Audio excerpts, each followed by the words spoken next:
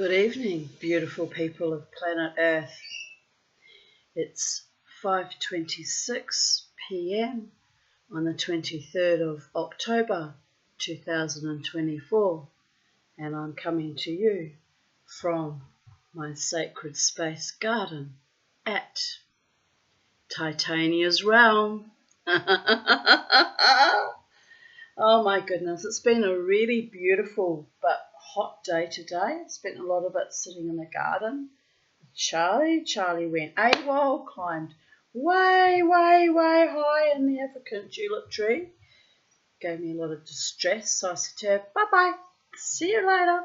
And when I came back out, freaking out that she'd gone missing, of course, she had walked, because she has to walk everywhere, she doesn't fly, all the way to the other African tulip tree, which is separated by about 20 feet or so, and was way up that one. But when I said, "You're coming down now, Charlie, Mama wants you to get out of the tree," she came straight down to me. Wasn't she a good little birdie? But she likes to torment me sometimes and tease me, you know. I don't know why that is. Why people and my pets like to torment and tease me sometimes. I have no idea.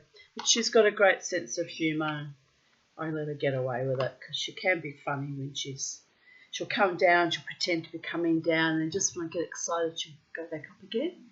And she's like, stares me up, and, you know, even I kind of have to laugh when I'm resisting the urge to murder her, but, you know, I don't mind a bit of a joke between friends, especially when it's my little bird that I love very much. Oh, she's mischievous. I thought I would continue on with reading the magical animals, and we'll finish up with another chapter or two of Tales of the Weirdly Departed, because light and dark, yin and yang, round and round we go, going nowhere fast in psychedelic dreamers world, but it is what it is, babies. At least my hair looks great this week. It's a start. You have to laugh. So we'll read today chapter 3 of the Magical Animals, the Jewel-Headed Toad. Don't really notice any actual jewels there, but maybe that happens later on in the metamorphosis, am I right? So anyway, we'll carry on reading. The Toad. According to an old folk belief, there's a beautiful and most precious stone inside its head. Aha! That's why we couldn't see it in the picture. It's inside its head, not on the outside. I've got to hide your crown jewels from people because thieves and vagabonds and deceivers and con artists and liars and cheats and bandits. Even toads, I suppose, have to worry about that if they bear jewels inside their cranium. Do toads have a cranium? Well, anyway, you know what I mean. While it was safe within the toad's body, the stone was crystal, a jewel which gave the light to the animal's mysterious brown eyes. Great old toads would lose this treasure as they lay dying, and from then on the stone turned dark grey or light brown, and the toad shape of its former owner etched a pattern upon it. It was called a toadstone, and to find one of these was very lucky indeed.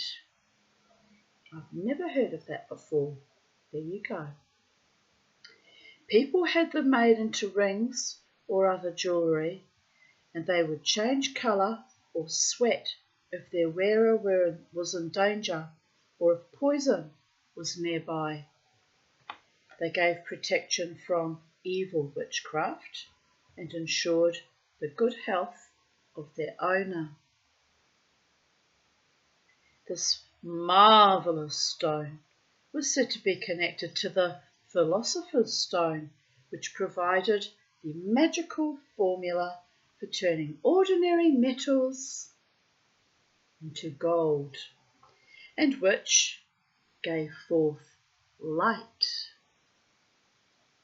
Noah hung it up in the ark to give light to every creature therein.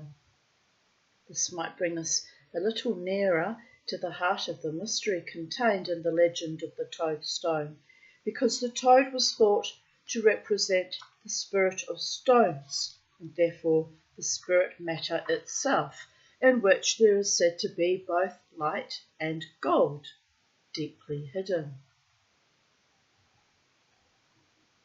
When you look at a toad, you will see that it is easy to mistake him for a stone. Only his wonderful eyes, like strange jewelled mosaics, tell us his real identity. The toad is the guardian of the spirit that speaks from the stones.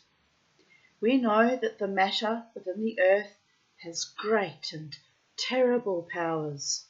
Think of our scientific experiments with the atom and our discovery of the nuclear bomb. Perhaps matter has more beautiful secrets to reveal to us in the future, like 0-point energy, am I right? Babies. According to the wise woman's tradition, we will learn these not through science, but by listening to the spirit voice which speaks in stones, those rocks which make up the body of our planet. Because the toad is the keeper of so many mysteries, black magicians and witches desired its magical powers. They would be visited by thieves wanting to obtain a dried toad's heart, which served as an amulet to avoid being caught committing crimes. Toads could be invested with harmful power by a black witch and released into people's gardens to bring them restless nights and bad dreams.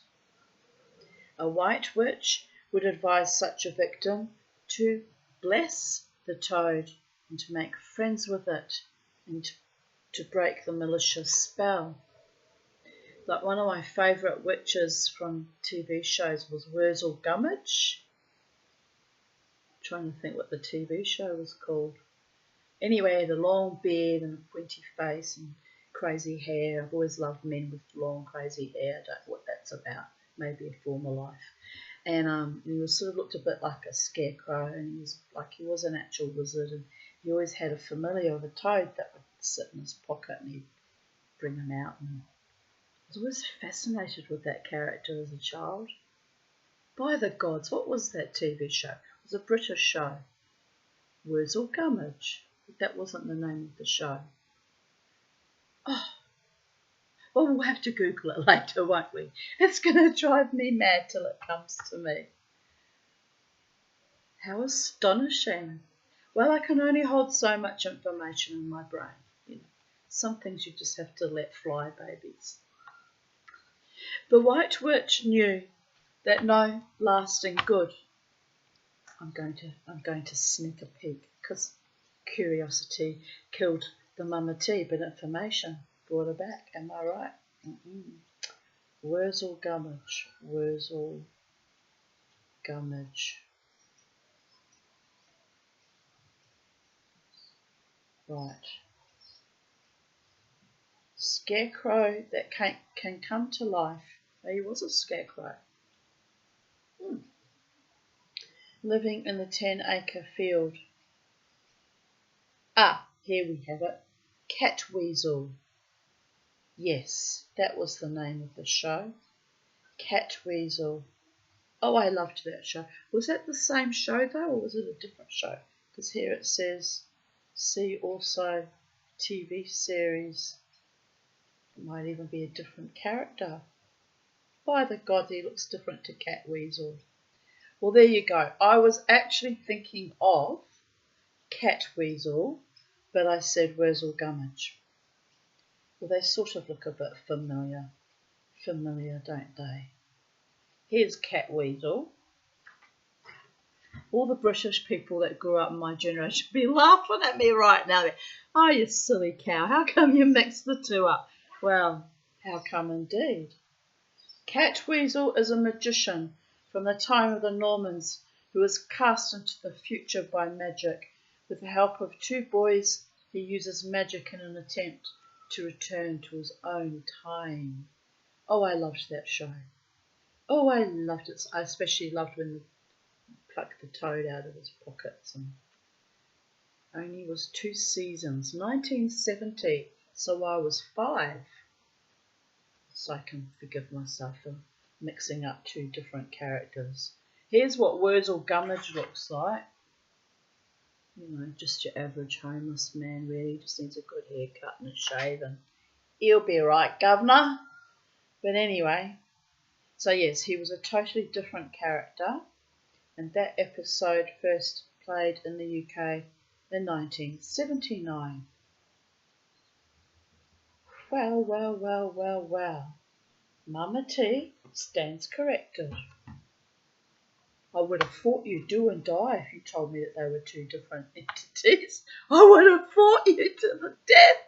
I would have died an ignoble death because I was totally mixing it up. Oh well.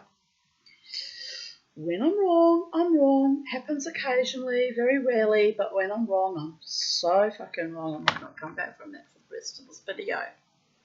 I'll have to process it. Well, anyway, the White Witch knew that no lasting good could ever come to anyone if they treated living things with cruelty indeed. Evil powers, such as acquiring the influence of the evil eye, did seem to come to unkind people who killed toads or otherwise made them suffer. An old spell for this was to find 9 toads and hang them all up to die. But according to the White Witches, all curses came back to haunt their creator. This is true, people of Earth. Got to be very careful who you send negativity to, because it can rebound on you to the power of 10, and it can also rebound on you for 10 fecund generations of all your spawn and progeny that I've been denied because of a COVID epoch. But anyway, for which I'm livid, as you can tell, to this day.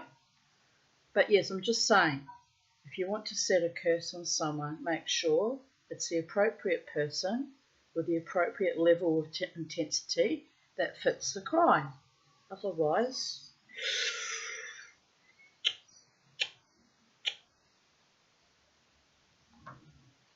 however, I'm not saying to never curse someone, I'm just saying make sure you've got the right person and the right context, and you haven't mixed up your Wurzel Gummidge with your Cat Weasel and your Wicked Witch of the West with your Glenda the Good Witch, and everyone's copacetic and on page about what they merit for the appointed, judgment. Baruch Diana Met, God is the true judge. Say that when you hear some news of someone's death, by the way. But it's true, it's not for human beings really to judge others. They have to have done a great deal to me before I trot out the curses. If I've started cursing you, you've already been doing quite a lot of really bad things, and I'm done. But I try not to do it because it can be habit for me. It's kind of exhilarating when you get almost instant results too. So I try not to do that. It's not nice. It's not kosher. It's not cricket. It's not Jabberwocky. It's not Jamaica Mon. I think I did curse Jamaica Mon once, but he had it coming too. There was a level of nastiness that went on for quite some years before I finally cracked the almighty Tanya shits. Anyway, I forgave too because I realised when COVID came that we will all be tested according to our level of discernment and courage and integrity and ability to say no, fuck no, and hell no, and I won't go. I actually rang that entity even though he's my enemy, and I said, I'm not telling you how to manage your health, but I wouldn't be complying if I were you. Just my opinion. You tried to save the twat. It says a lot about my level of integrity.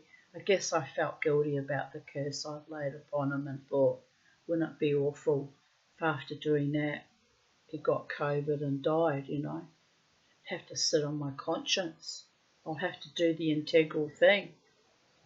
Forgive the mongrel and relinquish my curse, which I kind of did by making that phone call. But anywho, as a consequence, every Christmas, Hanukkah, ooh, that's coming up soon. Time to get on your little beep machine. Haunt the Tanya. No, I'm joking about that. Please don't haunt me. It's boring. But anyway, every Christmas card for about the last 10 years, he haunts me. And he's a living person. He's not dead. It's just a vapid, useless twat burglar. But we seem to have some spiritual link where I cursed him and then I uncursed him. He haunts me at Christmas. Well, anyway, I've moved on from that, as you can tell, babies, by the fact that I can laugh about it now. Anyway, I saw his offsider the other day at the gig, and that was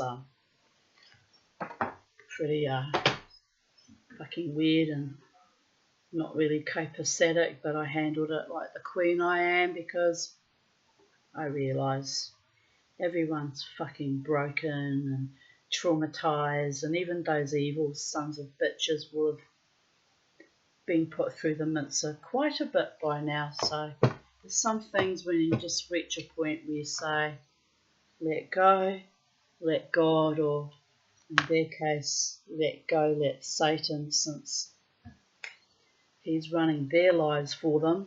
The rotten, putrescent, pustulant shits. But,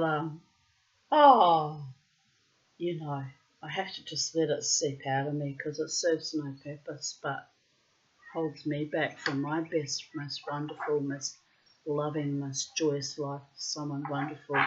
All that anger and bitterness turns you rancid. It really does.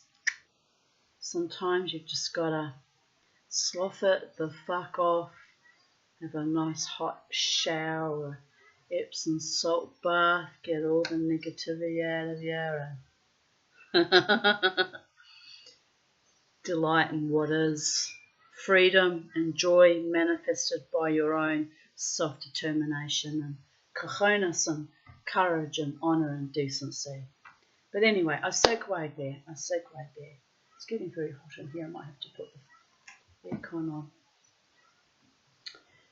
So, yes, where were we? All curses came back to haunt their creator, which is both good and bad. Like to have a toad as a familiar. I'm not fond of toads or frogs. I'd much rather have a black cat or a wonderful dog or even a rabbit. Toads, not so much. They've always kind of creeped me out. I mean, I love watching little froglets or toadlets turn into frogs and toads. You know, when they metamorphose and they absorb their own tail and they grow little legs. It's awesome. I love watching that. Baby frogs and toads, but when they grow up, I'm like, ugh, slimy, hamey, don't touch me, don't even look at me, get away from me. It's awful. But anyway, I don't know why I'm weird. I did have a very good conversation with a cane toad a couple of summers ago because it was a young toad and it was sitting out in the moonlight and it was smiling without a word of lie. This creature was smiling. It's just looking up at the moon. It was like, and it was, you know, Australian cane toad. Well, they're actually originally from Hawaii, but, you know, they're a pest here and everyone murders them to stop them from breeding in abundance.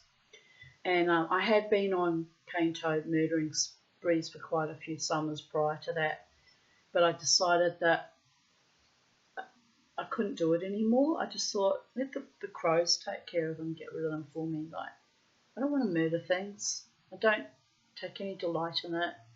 Actually makes me feel physically sick after, and watching them die slowly is awful, and I just don't kill cane toads anymore. So I came out, it must have been last summer, I came out and saw this youngish cane toad about that big, looking up at the moon, smiling so happily, and it saw me and it kind of did a little shake because it recognised that I'm a potential, threat.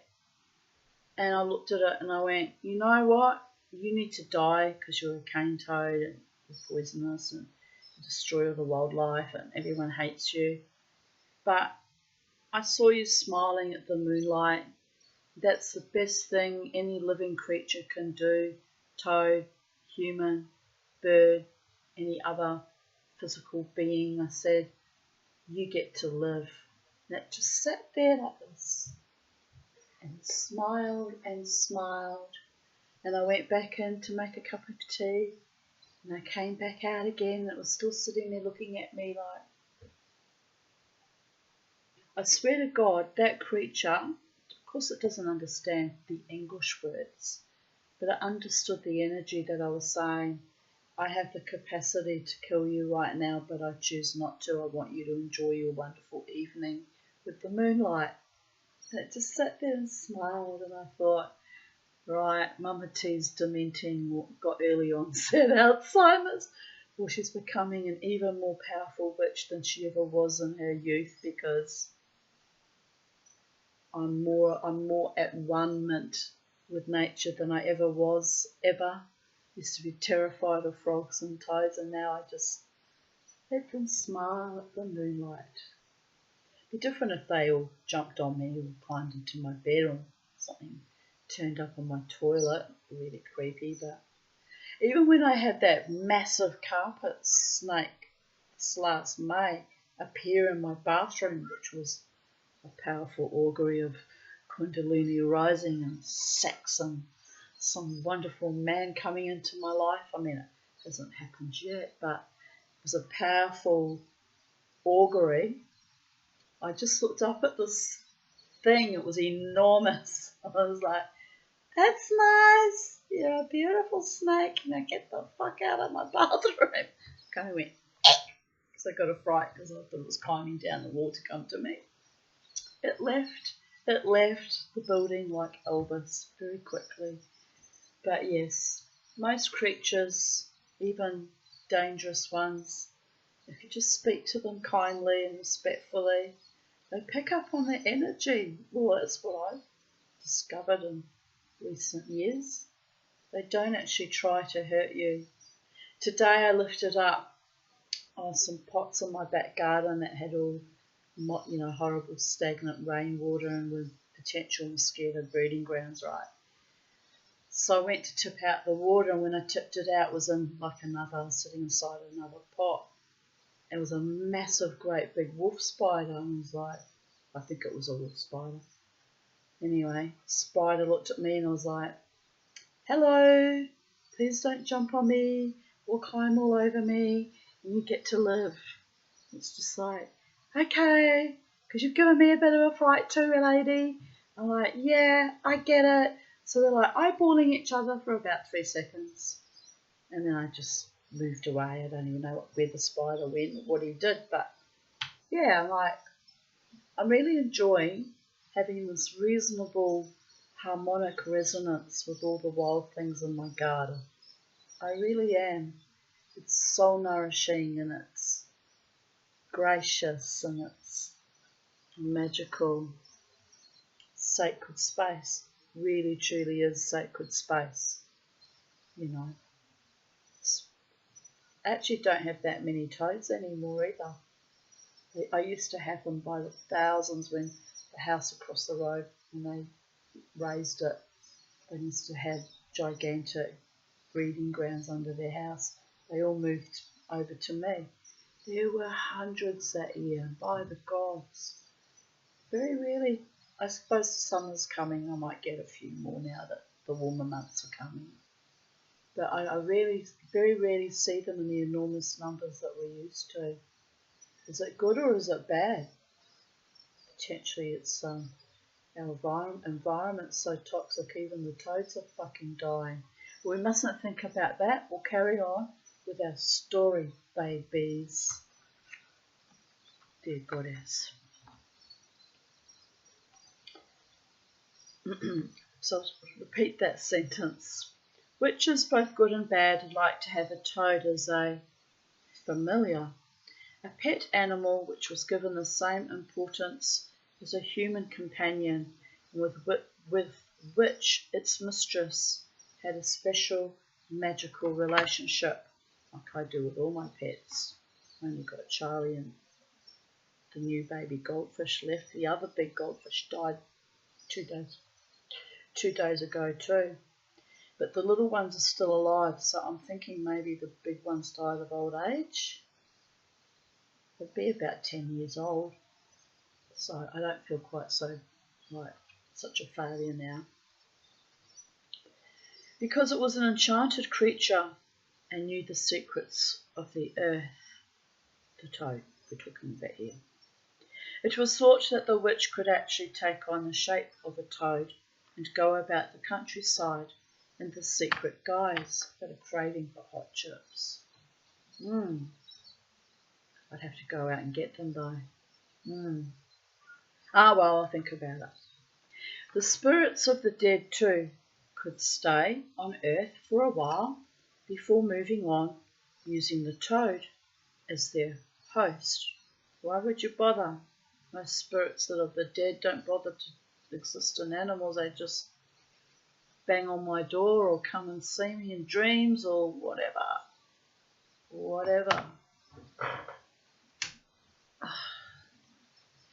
Anyway, if you meet a toad, something good and lasting will shortly come into your life. That's interesting, because that toad I chose not to murder that was smiling about a year or maybe 2 years ago, 2 summers ago, life has kind of got better since then. Maybe he did bring me a bit of luck.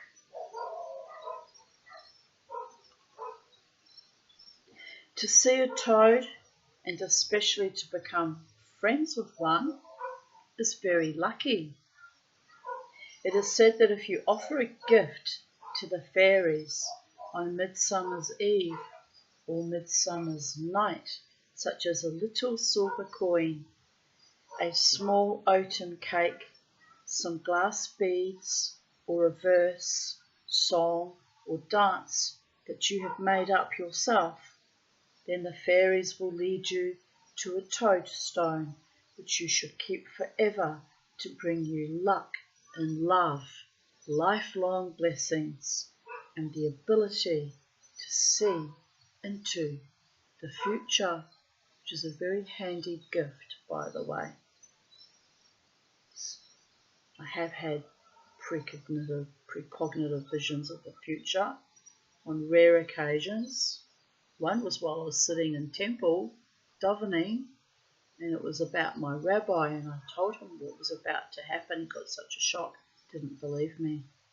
3 weeks later, that vision came true, and basically hardly spoke to me again. He was so freaked out.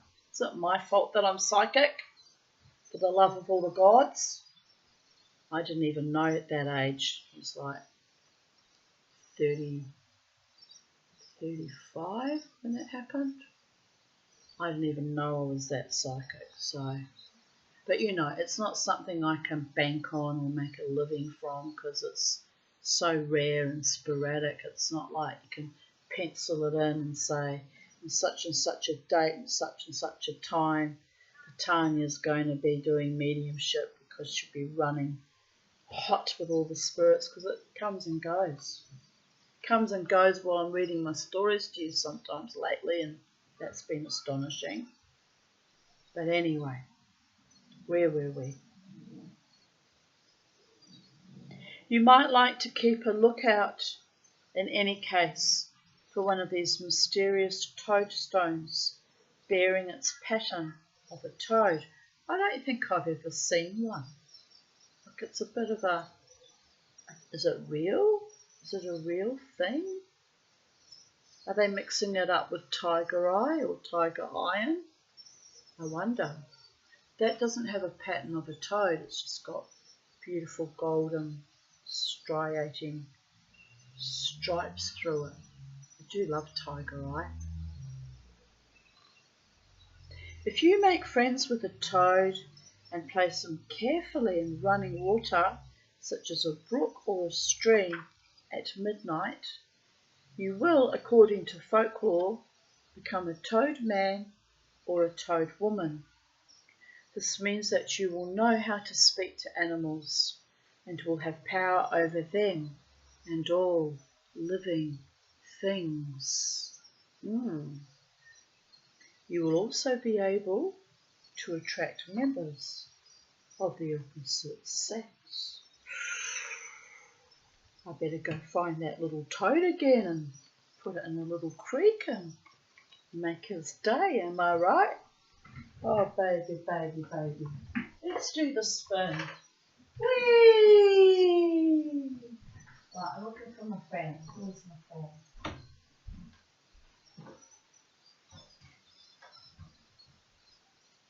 Can't find it.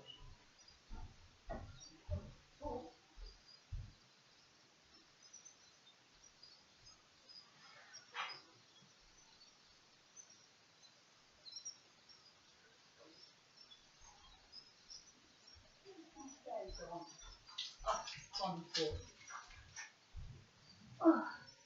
While I went on a search and destroy mission for the fan, I went and grabbed some chocolate too. Oh, it's cooling down now. It's beautiful. It's now 5:58 p.m. It's just sweetness. The air's sweet and subtropical and delightful. I love it on hot days that end up cooling down as the evening falls. It's the nicest thing about living in the subtropics. It's the night time and everything cools down, and on the weekends Mama heats up and goes dancing wildly. Oh, by the gods. Never mind. I bought this key lime pie lipstick. Dear goddess. Key lime pie. Vanilla and citrus. Stop. Oh, vanilla and Curtis stones. I'm reading it upside down. Anyway, for $2 on special, I thought, that will do, Chook, that will do. Not too bad. For $2. Sometimes you just got to be lucky, am I right? Keep your eye out for the specials.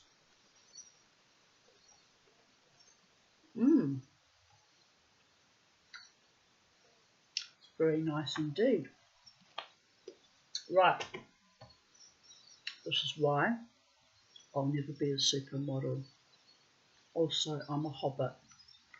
But I have lost 1.5 kilos recently. I think it might have been the 10 hours of dancing and jiggling all my organs out of place and leaving my body.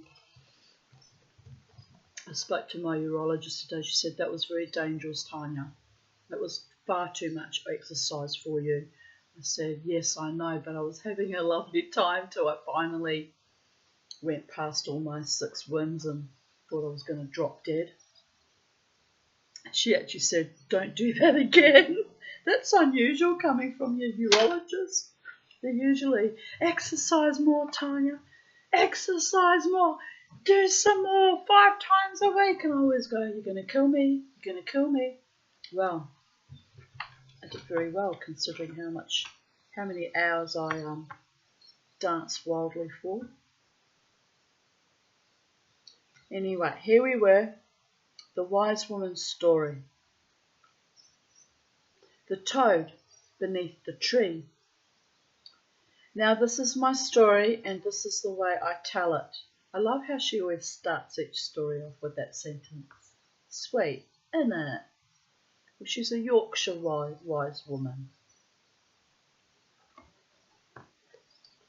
In a faraway time, there were 2 mountain peaks so high that if you stood at their topmost points, you could see the strange seas upon the moon. Between these 2 peaks lay a valley, and in the valley grew an oak tree so magnificently huge that a magician had transformed it into a tree castle. He called himself King Tourmalin, and his subjects were the spirits he summoned from clouds and streams, woods and caves, and from the great oak tree itself. I should go to Magickal and see the beautiful fireflies. Be a perfect night for it tonight. But it's an hour's drive. By the time I get there, it's probably over. I've got to get there just on sunset for the next hour. Yeah, they'll be gone by the time I get there. Maybe mañana. Hasta mañana will we meet again. Da da da, da da da. I do want to see the fireflies though. I really take great delight in them like a child. So there is that. It'll be sad going there without my daughter though, because we had the most magical time one evening. We held hands and we sang to the fireflies. Crystal sang. She's got a wonderful singing voice. Mama does. Can't really sing at all really. I try.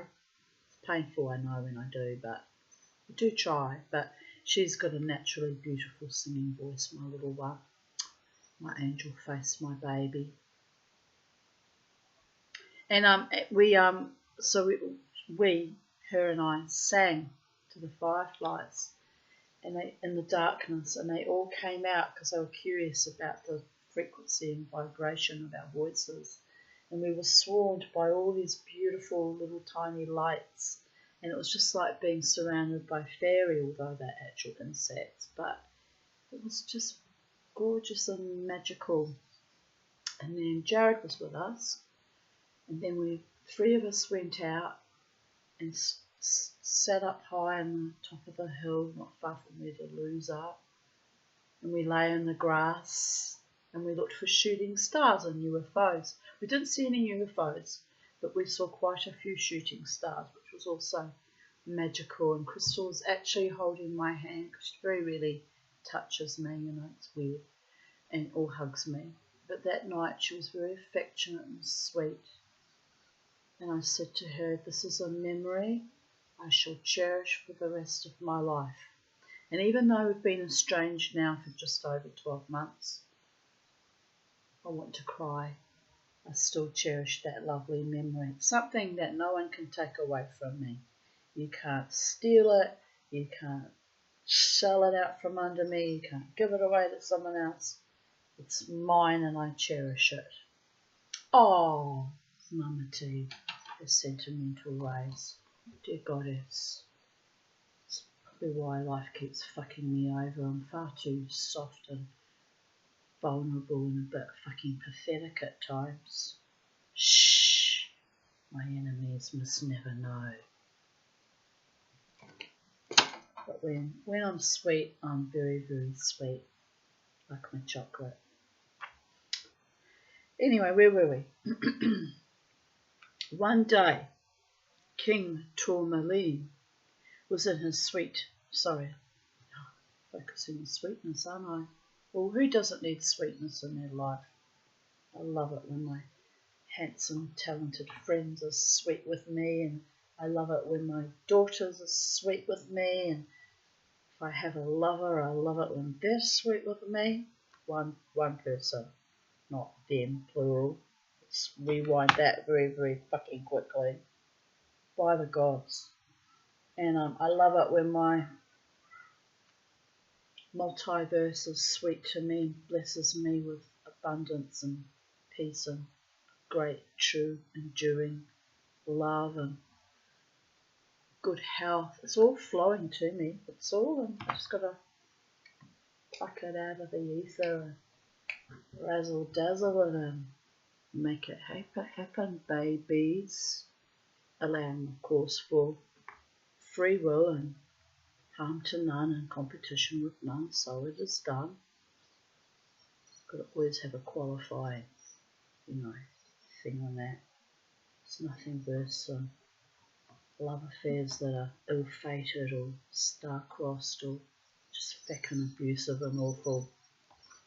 Dear Goddess, dear Goddess, protect me from all of that, blessed ones, holy ones, guardians and ancestors that love me.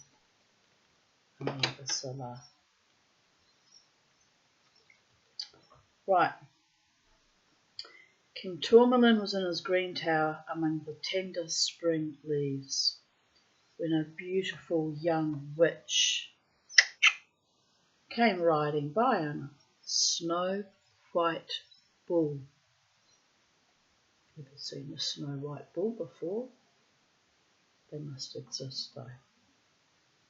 "Stay and marry me, lady," cried Tourmalin, who had fallen in love with her. Wait a minute, he only just saw her going past on a bull and he already wants to marry her? Like control freak much? Hasn't even said how do you do, and anyway, I guess it's a bit like that though sometimes, love at first sight. "Rightfully," she replied. "I want none of you, Tourmaline," cried the lovely witch maiden. "I dare say I have more magic in the tip of my nose than you have in all your library of old books." She was probably annoyed that he didn't bother to speak to her and get her name and romance her, but before deciding he wants to marry her straight away, it's enough to put any witch's teeth on edge. By the gods! I used to have them come up to me at the casino. "I'm going to marry you." "Not if I see you first." "What do you mean?" Well, you know what I mean. Run along, little man, run along, keep running. Oh, dear Goddess. Marry. Terrifying thought. "Tell me how to win your heart," said Tourmaline sadly. "It's prophesied that I'm going to marry again in my 60s. This is why I'm perishing the thought. I can't imagine anything worse than being elderly and vulnerable and broken down and broke as fuck, as per normal, because hello, having some man come over and stampede you and say, "I'm going to marry you," which really means I'm going to take ownership over you. I'm going to make your life a living hell. I'm going to control and dominate you. I'm going to make you into my servant girl. Oh, my blood just ran cold. However, I have to allow for the possibility that the magic could happen and I might find it true and real and enduring and passionate and romantic and sensitive and sweet and tender and loyal and devoted and protective and generous. Fucking gorgeous lover one day, and I might actually be so besotted with him and him with me that marriage might not seem such a horrific fucking dystopian nightmare like I had in my first marriage. So there is that. It might not be so bad, but I just can't imagine it. I'm not manifesting it because I can't imagine it. To manifest you have to have the most positive outcome for both parties, and included. You have to both want that. You have to both really, really, really want that, and make it, make your dream into a reality. And I might settle for a hand fasting, a year and a day. That way, in a year and a day, I can look at the person. I'll say, well, I had my hand fasting with you a year and a day ago, and It was pretty good then, but now I'm over here now, bye-bye. Or I might say, things are going pretty well. I might go for another year and a day and just do the old pagan way, let time slide third base that way. It's a bit more reasonable than expecting a marriage where you're tied down to someone, like some fucking blood curse who doesn't even love you, am I right? Ugh. I have to shake that off. Anyway. So, Tourmaline says sadly, tell me how to win your heart. Well, you should have thought about that by saying hello and being a civilised human being to begin with. Kind of a king, is he? He's got no fucking couth. Just saying. Dear goddess. They used to do that at the Lifewire bar. They'd come up and they'd act as if they knew me. I've never clapped eyes on them in my life before. And they'd try and take liberties over my body, mind and spirit as if they've known me for 20 or 30 years. Excuse me, who the hell are you? I don't know you. You don't get to grope me and touch me and order me around and shovel me around the dance floor.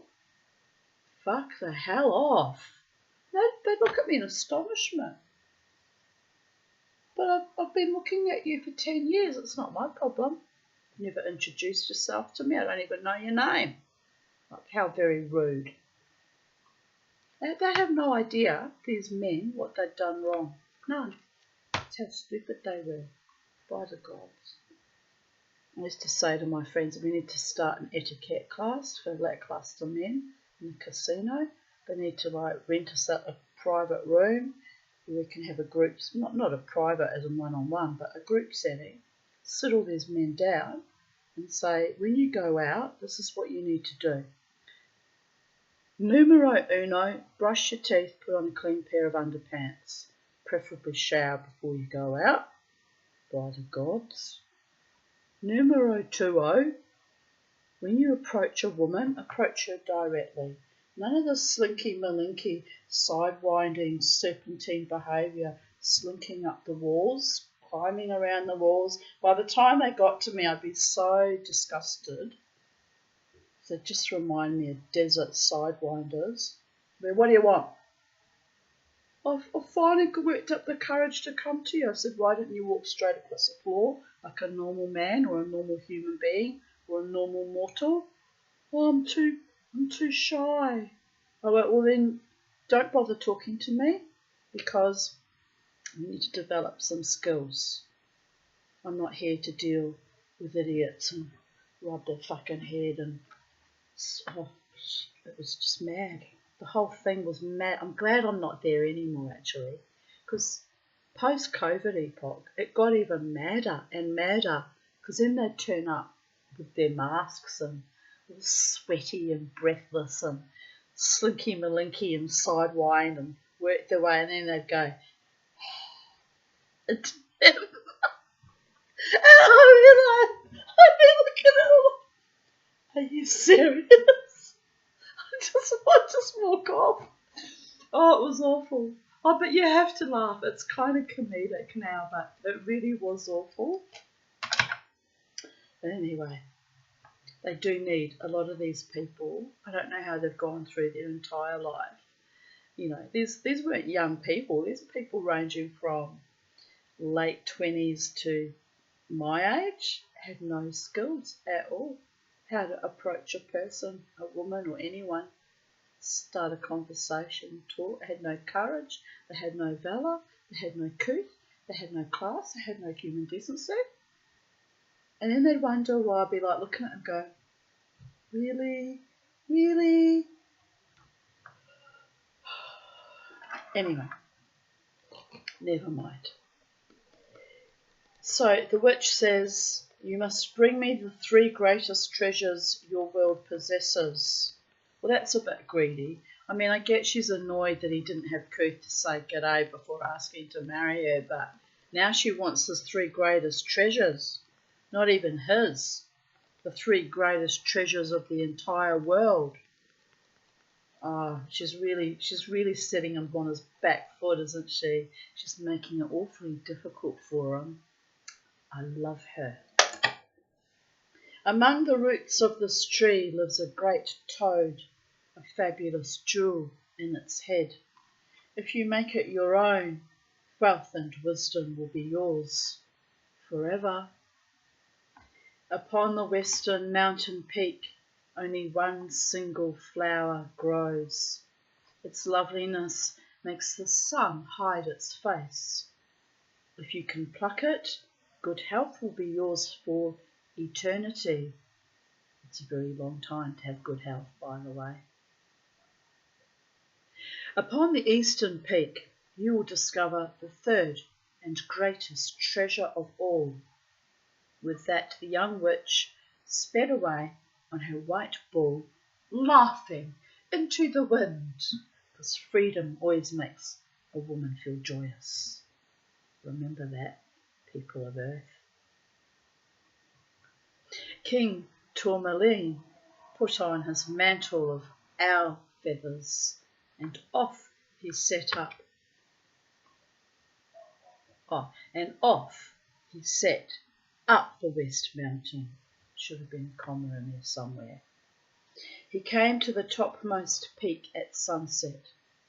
There grew a rare and wonderful flower whose leaves outshone the sun in their golden loveliness. Around it in the air hung a perfume which might have fallen from the stars. King Tourmaline plucked it and turned his steps to the eastern mountain. I just need to check something. Multitask. It's why my nervous system's often shot to pieces. Why I can't work. It's too much for my nervous system. By the gods. As he watched it, Tourmaline felt a singing in his heart. Oh no, wait a minute. Sorry, I missed a paragraph. See what happens when you get distracted? Tanya Aarons, get with the program, indeed.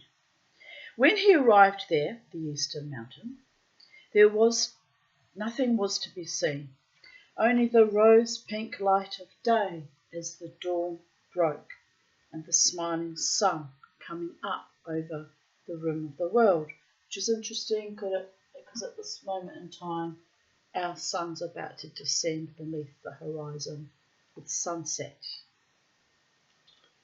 As he watched it, Tourmaline felt a singing in his heart, as though a little bird fluttered joyfully there. He waited all the day, but still there was nothing to be seen.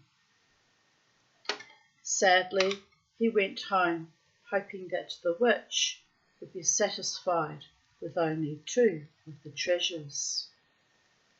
When he reached his oak tree palace, he took a sword and climbed down into the cellars, where he began to hack through the roots, travelling deeper and deeper underground.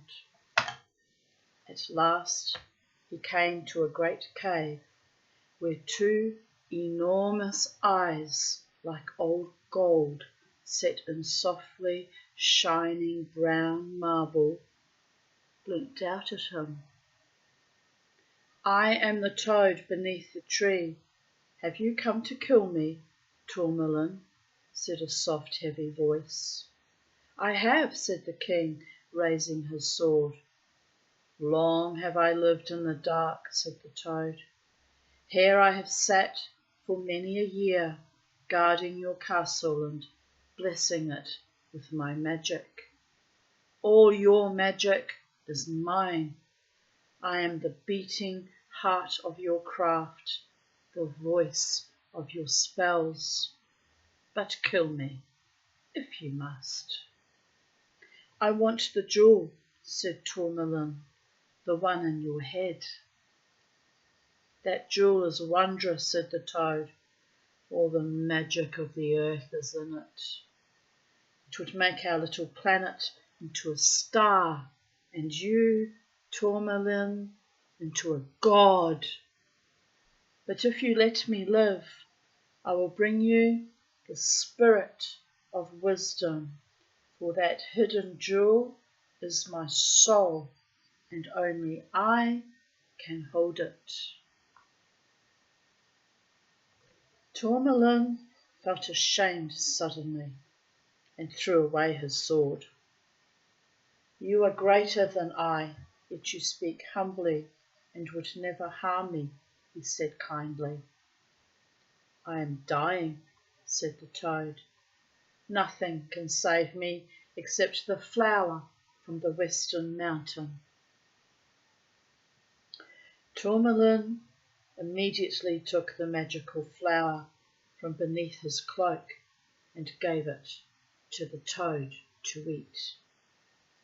As the toad swallowed it, the bird began to sing in Tourmalin's heart again. In a flash of enchantment, the young witch was at his side. You have done well, Tourmalin, she said to him. Far better than I expected. I am ready to become your bride. But I never found the third treasure, lady, stammered Tourmalin, the one that was the greatest of all. Yes, you did, the witch maiden answered merrily. The third treasure was love, and you found it on the eastern mountain and brought it back home with you. So Tourmalin and the witch maiden were married, and all their days they learned from the toad beneath the tree the wisdom he brought them from the secret depths of the earth. I think that was a lovely story. Do you want one more? We'll do two of these, and then we'll do a few of the other one, the Thinning the Herd, Tales of the Weirdly Departed. But we'll carry on with chapter 4 of Magical Animals. Richard the Lionheart is said to have brought the first swans. The title is The Sacred Swan. It's thought to have brought the first swans to Britain from Cyprus after the Third Crusade, but there are so many old Celtic tales about them. The Celts were an ancient people who lived in Britain before Christianity became the national religion, long before Richard the Lionheart's time, that it seems that swans may always have lived in the United Kingdom.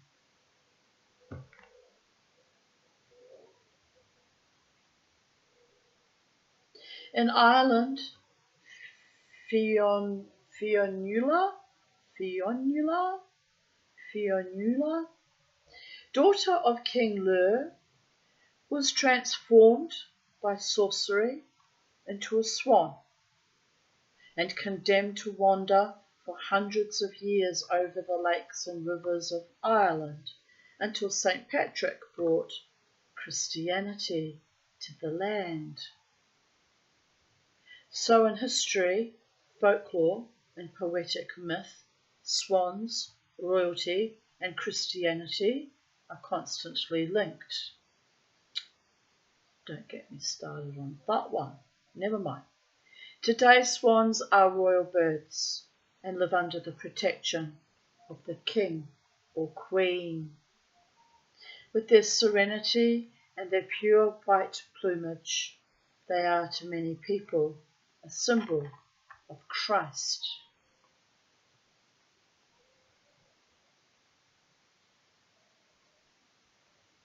In the Northern Hemisphere, the swan has always been considered a sacred bird, beloved of the gods. According to an old tradition, swans' eggs can only be hatched during storms, when thunder and lightning crash ferociously over the nest. Only this cosmic power can break the eggshell and bring forth the signet.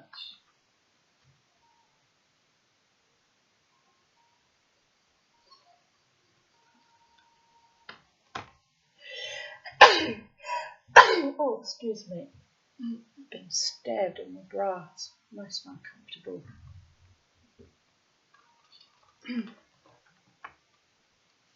There's the little signet being hatched out of its egg.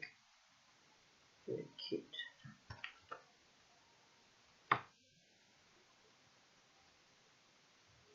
We've been practicing on and off all day, but it's actually quite lovely.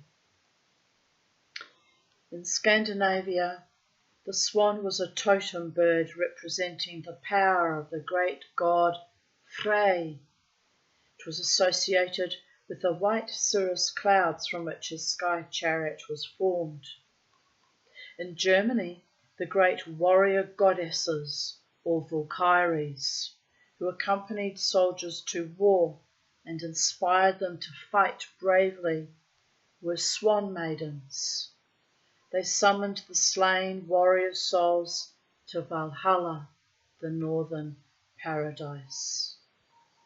In Finnish myth, a dangerous river with black billows protects the gate to the underworld, the land where all magic and enchantments and the secrets of life are known.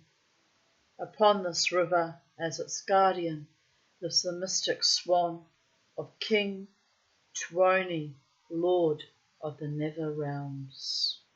Here once again the swan is the keeper of magical powers. In Greek myths, Apollo's chariot was drawn by swans when he flew north to the land of everlasting youth, and Apollo himself, with his twin sister Artemis, was born to the goddess Leto after the all-powerful god Zeus had visited her in the form of a swan. The story of Leda and the swan tells how the god Jupiter visited the beautiful Leda as a swan. Their union produced 2 eggs, one hatched into the heavenly twins Castor and Pollux, the other into Clytemnestra and Helena. It is unlucky to kill a swan. According to many myths, the swan is a human soul which has chosen to be reborn in this divine shape. Because of this, any swan slayer also symbolically kills himself, and it is said will actually die within the year. This connection with human beings appears again in Australian Aboriginal myth, where black swans are the bird forms of a human tribe who found sanctuary on the top of a mountain during the Great Flood and became black swans as the water reached their feet. The idea that human souls and swans are connected appears over and over again in myth, legend, and fairy tale. One of the most poignant images in swan mythology is that of the dying man singing, having been silent throughout its, dear goddess, of the dying swan singing, I don't know where I got man from, having been silent throughout its life. The writer and traveller Erman said of the swan, "This bird, when wounded, pours forth its last breath in notes most beautifully clear and loud."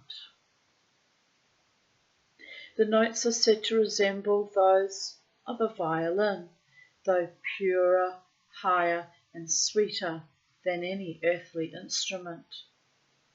As it is dying, the swan allegedly glimpses paradise and gives forth its song of joy because its soul is drawing nearer and nearer to the heavenly worlds.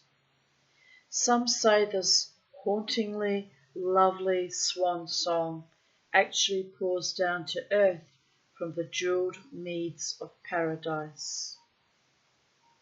So it is fitting that there is a celestial swan on the wing in the heavens, marked out in the stars. Its name is Cygnus, the great magical white swan, which among other things is supposed to summon a hero or heroine to save a country in its direst need. Well, there you go. When you see white cirrus clouds predicting fair weather, they represent swan phantoms which bring blessings, and you can make a wish for your future. Swans are magically connected with the land of everlasting youth, the enchanted Western Isles, where all health and happiness dwell. Hence the old charm to be said on seeing a swan. White swan, lady or lord, bring me joy and good health and wine for my board, meaning table. Falling snow was once thought to be the mystical feathers of swans who lived in paradise, and so the same charm can be said during a snowfall. To dream of a swan is a sign of the white goddess, the queen of all nature and of human souls. It foretells beautiful experiences and spiritual delight, and indicates that the dreamer has soul power, the power of wisdom, dreams and prophecy, and the power of creative imagination, which can make its secret visions, come true. The wise woman's story, the Swan Maiden. Now this is my story and this is the way I tell it. Young Wilkie was walking towards the forest pool, feeling sad and sorry. He was a poet and a dreamer, and he did not seem to be able to do farm work well, like the other men in the village. They laughed at him, and the farmer sent him packing and told him his songs and his music would never earn him an honest crust. None of the village girls would marry him because he had no money, and so Wilkie was all alone. He often came. Oh, I've got someone sending such powerful love energy to me. Let's take a note of the time. 6:34 p.m. and it's a living person and it's male. Don't know who it is, but I'm really soaking in it. It's quite delightful. So, to whomever you are, my darling.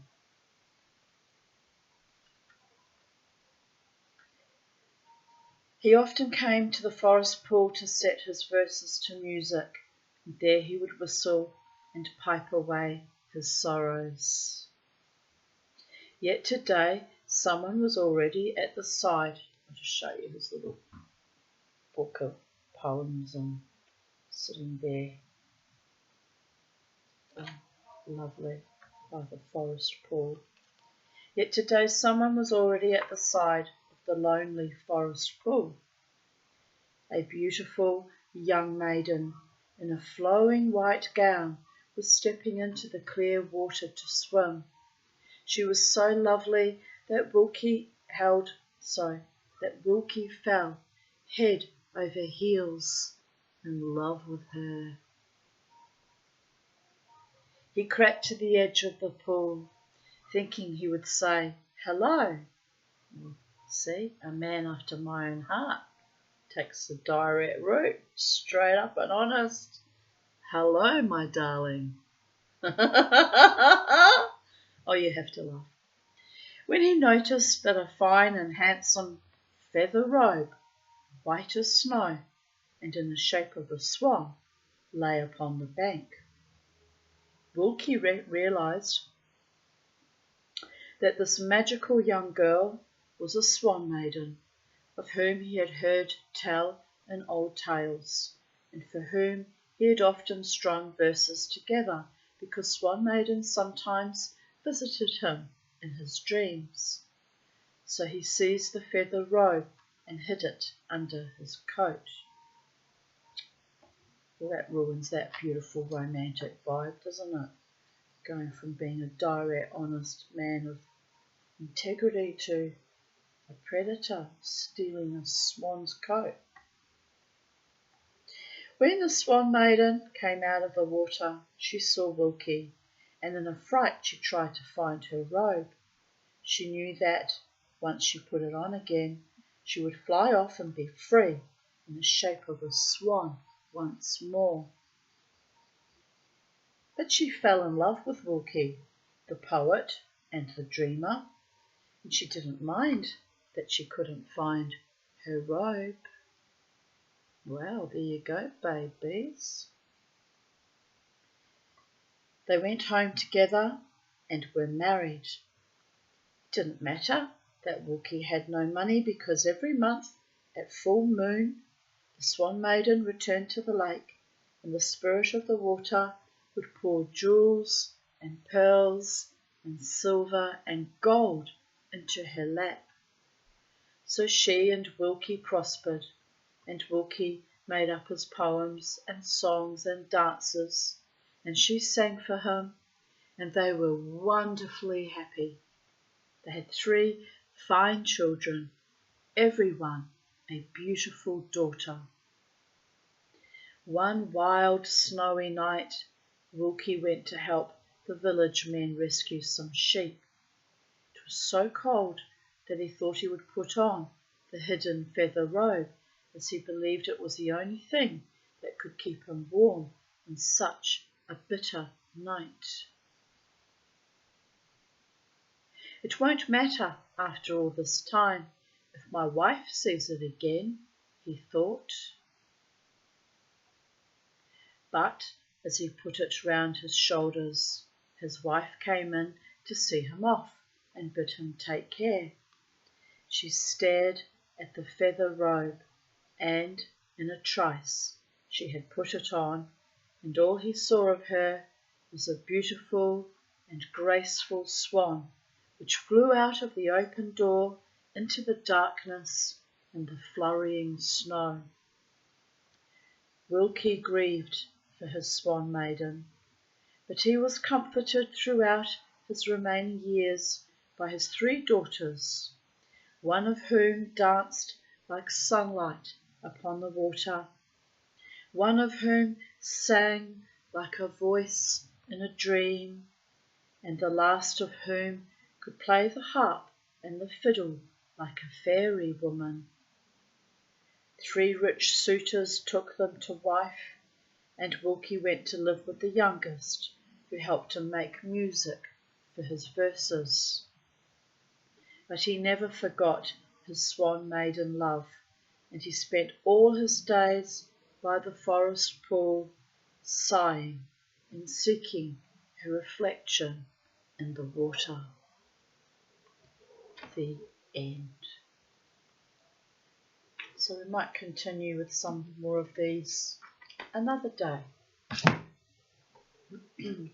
Let's pick at random. The one we picked yesterday was rather astonishingly erotic, which kind of caught me unawares. I had to swim very hard and very fast in the deep lagoon I'm throwing myself into. So hopefully, they're going to be morbid because they're all about unusual deaths. So hopefully they won't be quite as erotic as chapter 5 was. Let's just open at random. Here we go. Right, what chapter was that? Go back. Only one chapter earlier. Chapter 4. Death's Little Ironies. We are born naked, wet and hungry. Then things get worse. Author unknown. According to those great academic thinkers who spend much of their lives figuring out such things, There are three kinds of irony. There is tragic irony, as in the O. Henry story of the guy who sells his watch to buy his wife a pretty hair comb, only to discover that she has shaved her head nearly bald to sell her hair so she could buy him a chain for his watch. Oh, I actually have a book of O. Henry stories I could read to you sometime. Socratic irony occurs when a teacher, for example, pretends to be an idiot in order to force his students to come up with the correct answer on their own, or to prove to them that they really are stupid. Had quite a few teachers like that, but I was usually on to them because I might be silly at times, but I'm not stupid. Cosmic irony comes from the belief that weird things happen to us for no other reason than the occasional amusement of the gods, and there is nothing we can do about it. Experienced a lot of that in my day. Cosmic irony. Indeed. These very same academics tend to look down their noses at one of the most interesting forms of irony. Comic irony, they say dismissively, happens by accident, as when the unexpected outcome of a story startles us into laughter. That doesn't surprise me. Not a single one of my college professors was funny. Come to think of it, I learned the hard way that very few of their academic theories applied to the day-to-day realities and challenges of living and working in the world. I'm not bitter about that, though. I'm sure that, by now, most of them are dead. I like how she thinks. There are some very, very bizarre geniuses in academia, indeed. Stupid is as stupid does. All the credentials to their names, they couldn't work out that the whole COVID thing was a scam and a hoax. Well, maybe not the whole thing, but, you know, the masking and the signs in the shopping centres and the adverse reactions and all the other horrors bestowed upon humans across our globe. All endorsed and protected and defended by academics. Trust the science types, am I right? Indeed I am. Well, too little too late to help us all now. We'll have to wait for that generation of nincompoops to die and pray that a miracle happens that somehow protects our innate DNA. How are we going to do that? I don't know.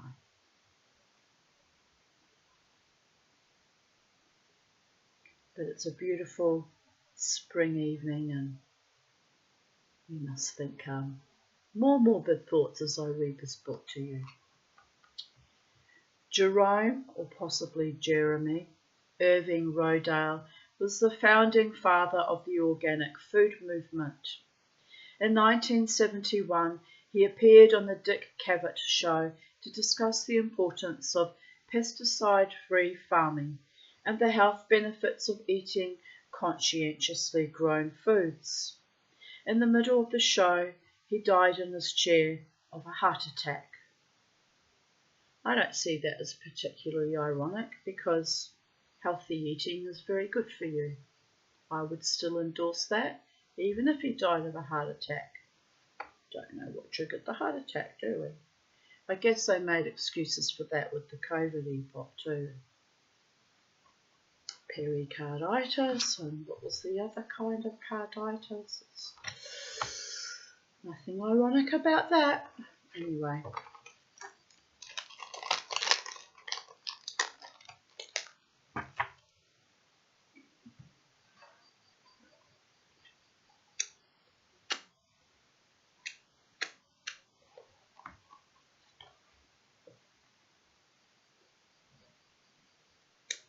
When Raymond Martineau, by God, that's good. I wish I'd bought more now. And his longtime companion, Monique Leroy, envisioned the thawing of their cryogenically preserved bodies, they probably didn't imagine that the process would involve an oven.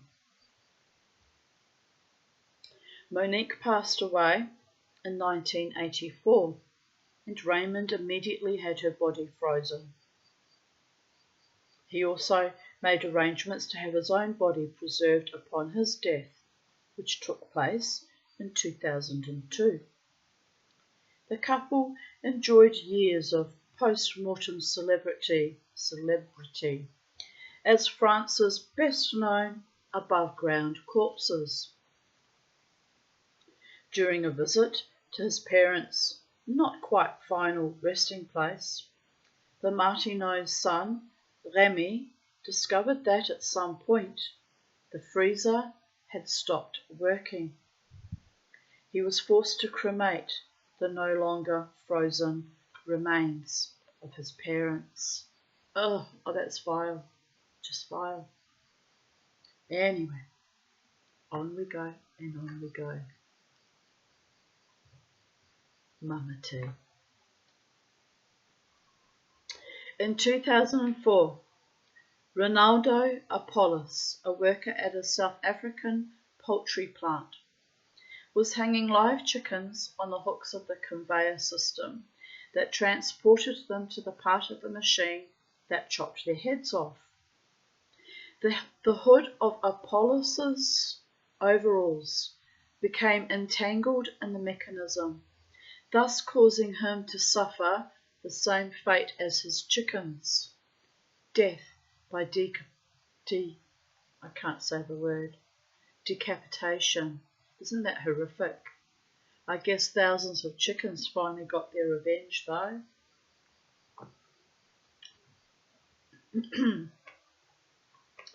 Dan Young lived just long enough to see the impossible happen.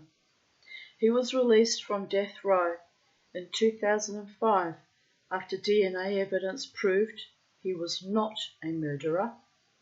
Shortly after his release, he was killed by a hit-and-run driver in Chicago. Oh, that's just dreadful, isn't it? When you're innocent, you finally get a chance at living your best life and bing, bang, boom, baby, some idiot runs you over. He really was unlucky. I mean, poor Daniel. Franz Riedel of Austria was very responsible with his money. He arranged for his rent and other bills to be paid automatically from his bank account every month. Wise. Riedel's mummified corpse lay undetected in his apartment for at least 5 years until the funds ran out in his bank account in October 2006 and his landlord came to collect the overdue rent.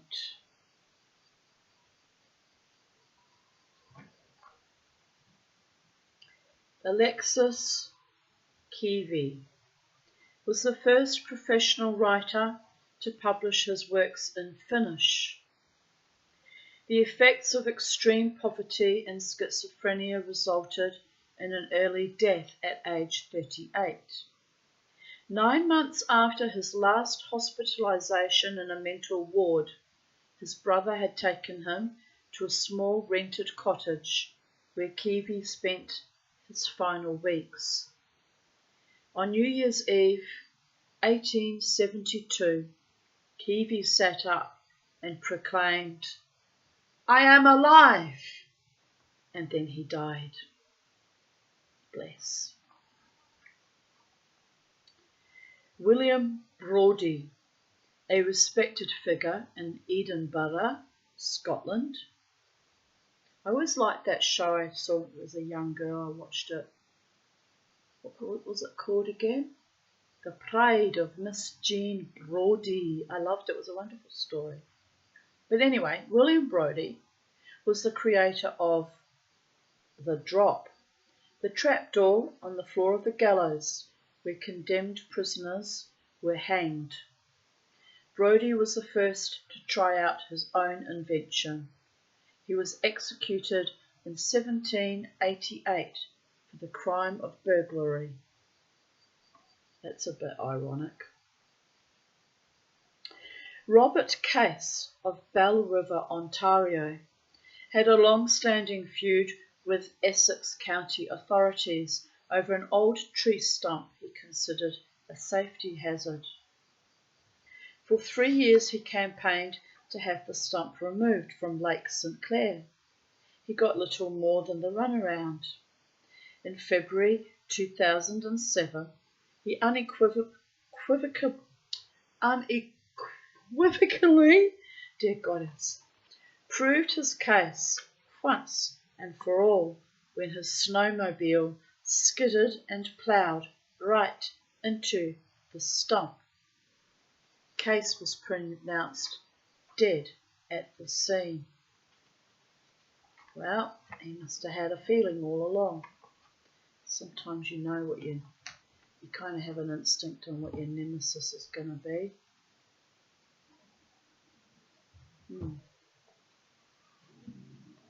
At the age of 17, First Lady Laura Bush was behind the wheel of a car when she ran a stop sign and hit another vehicle. The car she hit belonged to one of her classmates, who was killed in the accident.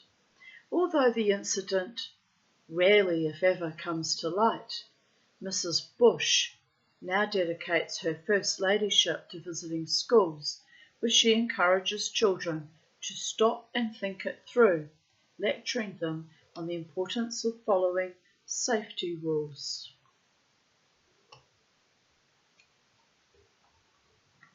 Well, that's a bit bloody awful, isn't it?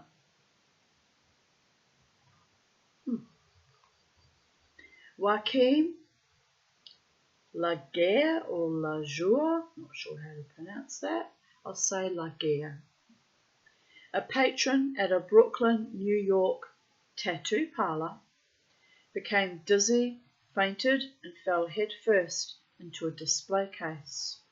Laguerre was nearly decapitated by the shattered glass and bled to death before the ambulance could arrive.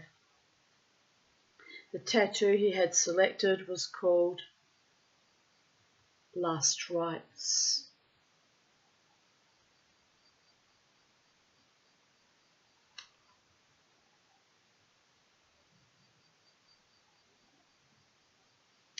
Wow, that's a bit of a twisted end, isn't it? I'm not laughing at his misfortune, I just see the humour in it, the twist of fate. A former schoolteacher and excommunicated Catholic priest named Joseph Kibwetere founded the movement for the restoration of the Ten Commandments of God. He told followers that the Virgin Mary came to him in a dream and told him the apocalypse was scheduled for midnight on December 31, 1999, a fitting end to the corruption of man. As it turns out, no man was more corrupt than Kibwetere. When midnight came and went with nary a stir, Kibwetere rescheduled the apocalypse for December 31, 2000. However, in March, he came up with a better plan. He gathered more than 600 church members and threw a huge party for them. He fed them lots of red meat and Coca-Cola, and then he set them all on fire. Immediately after, Kibwetere fled the secluded compound with all the money and possessions His followers had been forced to sign over to him when they joined his church. The 68-year-old cult leader was never found. Well, that's really awful, really, really beyond awful. For one German tourist in 2006, the happiest place on earth turned out to be, the deadliest.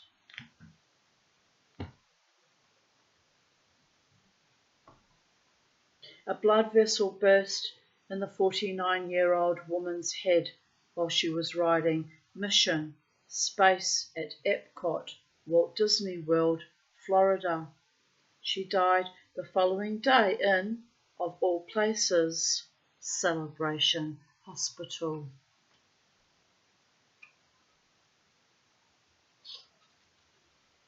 A Scottish clan chieftain named Maelbrechti of Moray was nicknamed the Tusk for his large protruding teeth. In a battle with the Norwegians in the year AD 892, King Sigurd I of Orkney killed Maelbrechti, then chopped off his head and strapped it to his saddle. As he rode, Maelbrechti's tusk scraped against Sigurd's leg. The wound soon became infected. Sigurd died of septic shock. Aha! Isn't that brilliant? Brilliant irony and the perfect revenge. Took him down with him to Valhalla. Or up to Valhalla. Or wherever direction Valhalla is. I think it's up, because the Valkyries fly down, they pick up the heroes from the battlefield, they throw them over their horses and they go back up to the Great Hall, where they get mead and wonderful food to eat, and they drink till dawn. Then the Valkyries bring them back to the battlefield, I think. Not sure about the end part there. But there's lots of drinking and feasting and celebrating because they're real men who died with honour. It's the only ones that make it to Valhalla. King Louis XIV of France put his best chef, François Vatel, in charge of the food preparations for an enormous 3-day feast.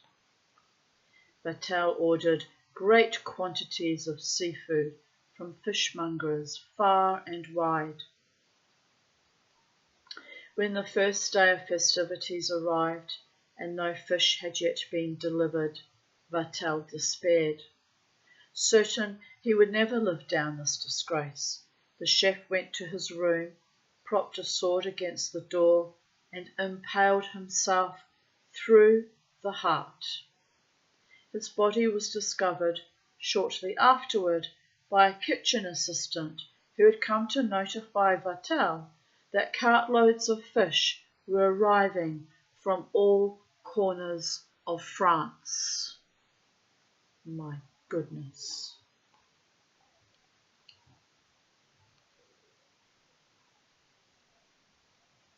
There's a whole new meaning to patience being a virtue, isn't it? In October 2005, a Hmong immigrant named Chai Swa Vang went hunting in northwestern Wisconsin, but bagged 6 deer hunters instead. Chai Swa Vang later told police that the other hunters were drunk, had accosted him with racial slurs, and had tried to shoot him first. He killed the hunters in self-defense, shooting some of them in the back. Doesn't sound like self-defense there. About a year later, another Hmong immigrant tangled with a squirrel hunter just north of Green Bay, Wisconsin. It didn't take very long for an argument between the two to escalate. into violence.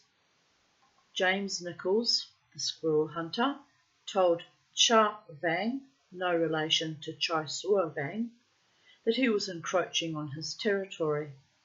Cha Vang disagreed. The two tried to settle the matter by screaming obscenities at each other.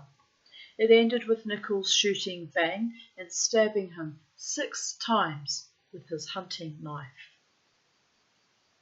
It is very likely that Cha Vang died not knowing what the fight was about. Unlike Chai Sua Vang, Cha Vang spoke no English, and Nichols had no idea what Vang had been screaming at him. Oh dear goddess. Oh, wow.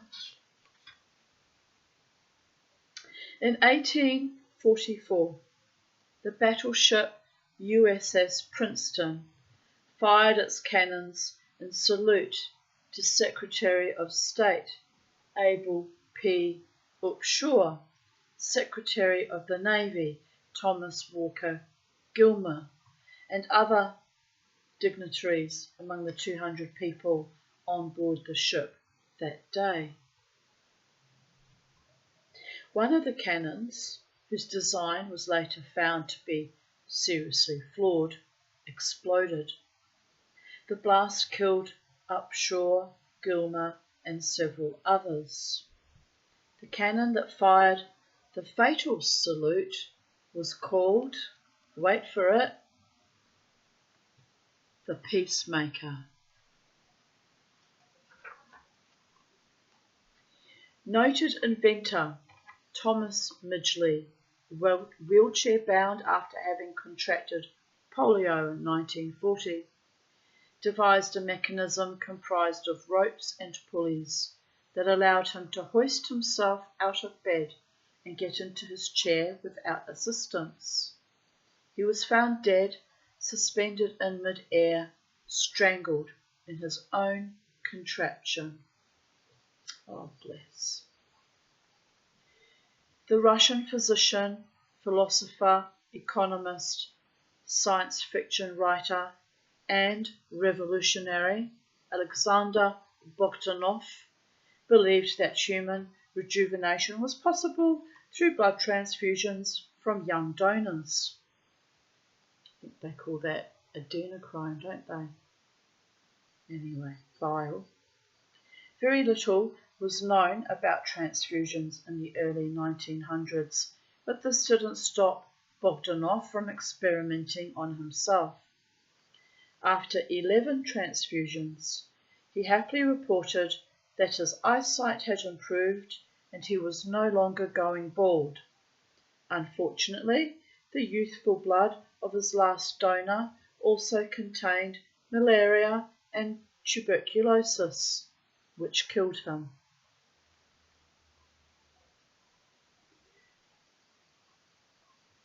I mean, you kind of have to take a moment just at that alone. It's rather delightful in a way.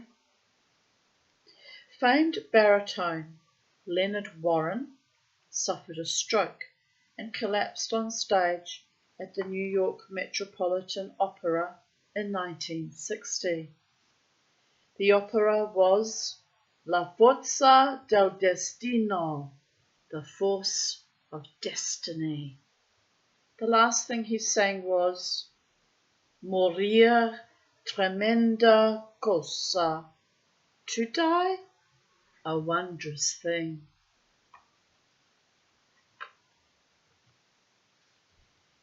Elisha Mitchell, geologist and explorer, slipped and died of a fall in 1857. He fell into Mitchell Falls in North Carolina, which he himself had named 22 years earlier. He is buried at the summit of Mount Mitchell. Stephen Davidson, a 35-year-old member of a cult known as the Barry Long Foundation, was found dead in 2005 in Butley Woods in Glastonbury, England. The coroner found particles of yew leaf in Davidson's throat, which is known to cause problems in the heart and lungs. Next to his body were a pile of sacred pebbles and healing crystals.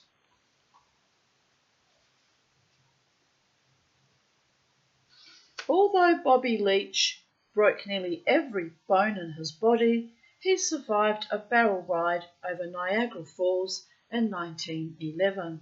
He made a full recovery and went on to travel the world, thrilling audiences with the tale of his adventure. While on tour, he suffered fatal injuries when he slipped on a fruit peel on a New Zealand sidewalk. Medal of Honor winner Lloyd Hughes, a B-24 bomber pilot during World War II, managed to destroy enemy oil refineries in Romania, even though his plane was severely damaged in the battle. He returned to the base a hero, but his plane exploded on landing.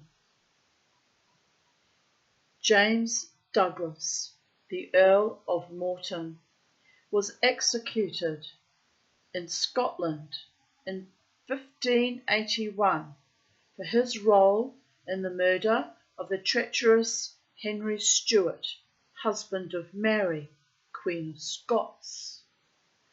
Douglas was executed on the Maiden, a new and improved guillotine-like device that he himself had invented.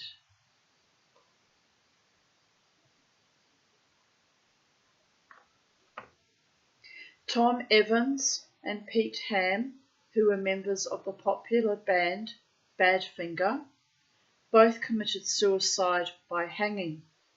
Ham in 1975 and Evans in 1983.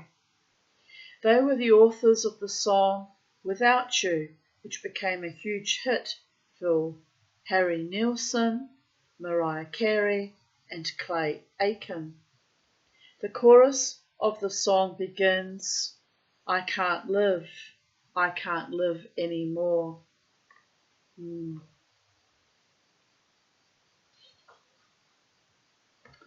Reverend Jack Arnold was nothing if not a man of his word. While delivering a sermon one Sunday in 2005 in his Presbyterian church in Orlando, Florida, he looked out on his congregation and said, "When I go to heaven," and promptly dropped dead. Singer-actress Jane Froman, portrayed by Susan Hayward in the Academy Award-winning biographical movie With a Song in My Heart, was on a Pan Am flight in 1943 when, during the flight, a woman passenger asked if she would change seats with her. That plane crash-landed near Lisbon, Portugal. Froman nearly lost a leg as a result of the accident, but the woman who took her seat was killed in the crash.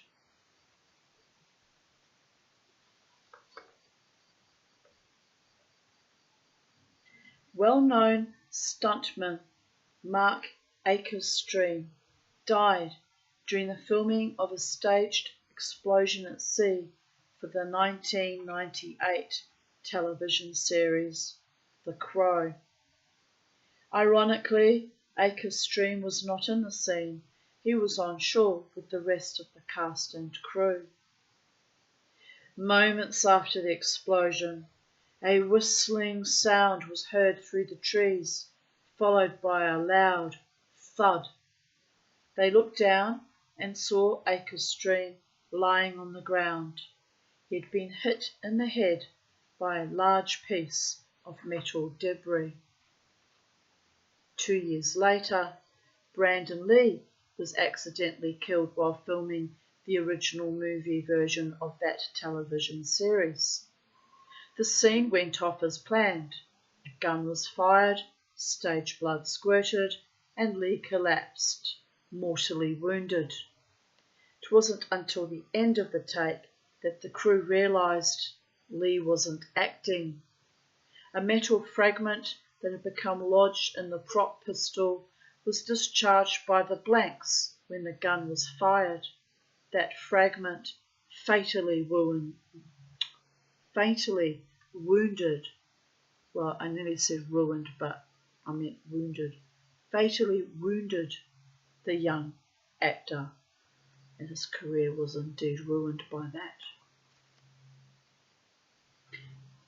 In November 2006, Chicago resident Malachi Richer set up a video camera in front of the 25-foot-tall flame of the Millennium Sculpture, donned a skull mask, wrapped himself in an American flag, and climbed onto the base of the monument. In front of him was a handmade banner reading, "Thou shalt not kill." He then lit a match and set himself on fire. Earl Metcalf was a star in the early days of movie making. He enlisted with the famous 165th Infantry Division of the Army and was decorated 5 times for bravery during World War I. After the armistice, he resumed his work as an actor, but never achieved the level of success he had attained prior to the war. His final film in 1928 was an aviation melodrama called Air Mail Pilot. The role inspired him to take flying lessons. He fell out of the training airplane and died. Ettore and Rossana of Padua, Italy, had been married for many years. Ettore faithfully visited his wife in the hospital every day, where she had lain in a coma for several months in 2005 with little hope for recovery. Distraught over the loss of his longtime companion, Ettore committed suicide in the couple's home. Hours later, Rossana woke up.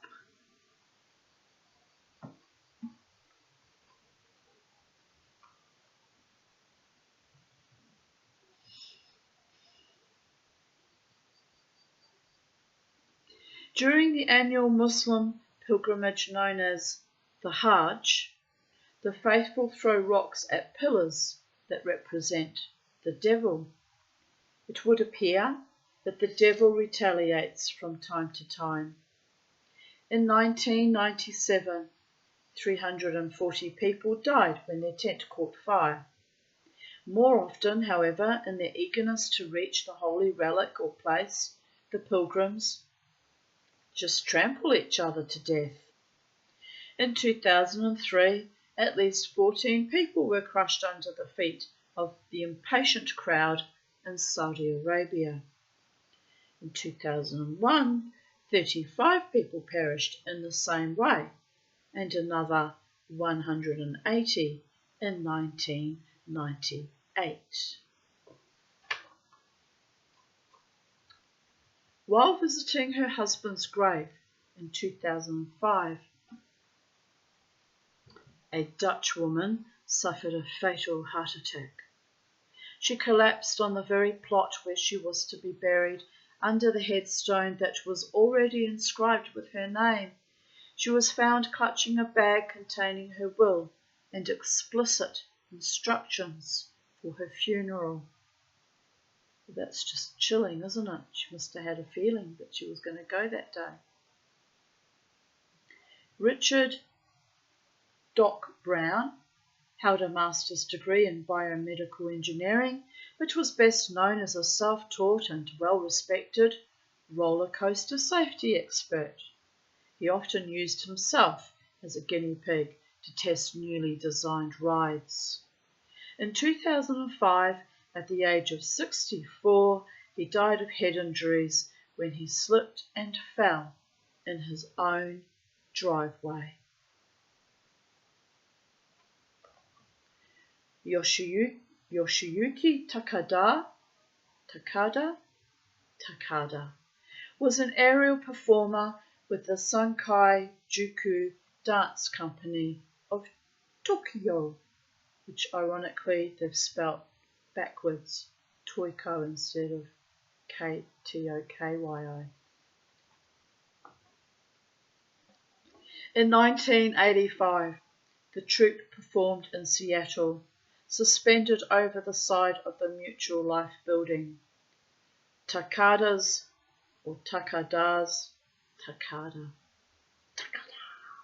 Yes, that sounds more Japanese. I don't speak Japanese, which is why I'm practicing pronunciation, people there. Because I'm a try-hard like that. Takada's rope broke and sent him hurtling to the pavement 6 stories below. The title of Takada's last performance was The Dance of Birth and Death.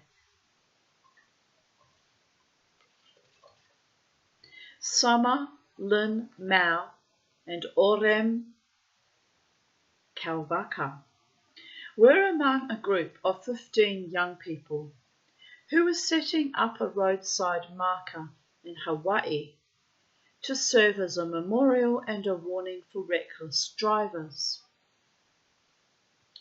2 of their friends, Pepe Nelpoto and Alita Ani, had been killed in a tragic accident the night before in June 2006.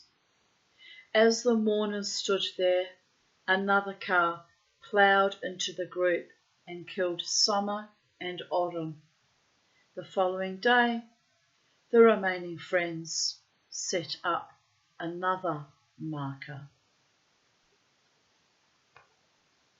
That's just weird. That twice in 2 days. It's just astonishing.